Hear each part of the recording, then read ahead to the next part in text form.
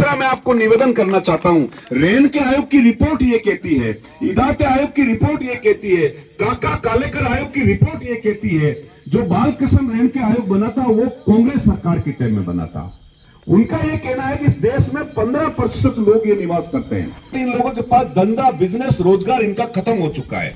इन लोगों के पास स्थायी पक्का घर नहीं है। इन लोगों के बच्चों की शिक्षा आज भी नी के बराबर है। जब रेन के आयोग ये कहता है भारत सरकार को कि इन जातियों के लिए अलग से हमें नीति बनाना चाहिए, इन जातियों के लिए कई जातियों का अलग से वर्गीकरण करना चाहिए। आप लोग इस देश के अंदर, इस भारत में 15% लोग हो और इस राजस्थान में 1,23,00,000 की आबादी आपकी घुमंतु जातियों की है। इस राज्य सरकार को जब से सरकार बनी है तब तक आप 5,000 करोड़ रुपए का टैक्स इस राजस्थान सरकार को दे चुके हो। 5,000 करोड़ रुपए का टैक्स कैसे दे दिया कि हम लोग भी गाड़ी खरीदते हैं, हम लोग भी पेट्रोल रोज का भरवाते हैं। पैसे हैं वो राज्य गवर्नमेंट सरकार के खाते में जमा होता है और उस टैक्स के पैसे से थानादार जी की तनख्वाह भी उसी से चकती है। मुख्यमंत्री के हेलीकॉप्टर जो उड़ता है उसके अंदर पेट्रोल भी आपके टैक्स के पैसों का ही चला जाता है।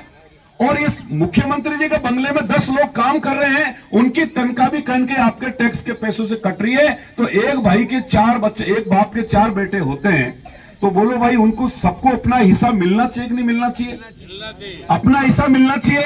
तो हम भारत सरकार से नहीं, हम राज्य सरकार से ये बात कहना चाहते हैं कि हमको जो इस देश के अंदर हमें 10% आरक्षण ये राजस्थान सरकार हमें अलग से दे।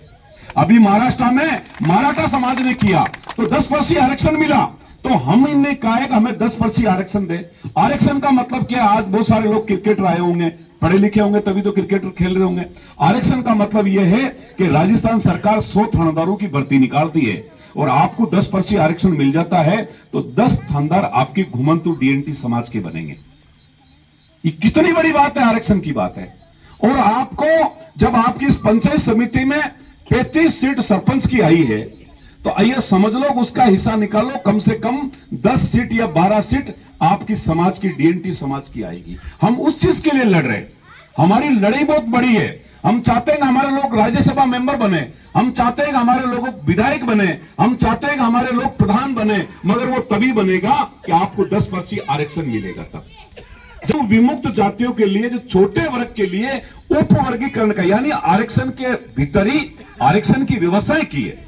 असम सरकार उस कानून को लागू कर दिया, हरियाणा सरकार ने लागू कर दिया, महाराष्ट्र सरकार ने उस कानून को लागू कर दिया, मगर ये जो आपकी राजस्थान गवर्नमेंट जो सरकार है, ये इस कानून के ऊपर कोई विधानसभा में चर्चा नहीं करना चाहती है। वो इसलिए नहीं करना चाहती है कि जो हमारे एसटी का जो लाभ जो हमारे बड़े भाई जो ले रहे हैं, जो बड़े मंगरमंच बन के बैठे हैं, राज्यसभा के मेंबर बन के बैठे हैं, मंत्री का कोटा उनके पास है, वो लोग इस पर चर्चा नहीं होने देते हैं। जो हमारे एसी का लाभ जो हमारे बड़े भाई बैठे हैं, तो वो इस बिल पे चर्चा नहीं होने दे रहे।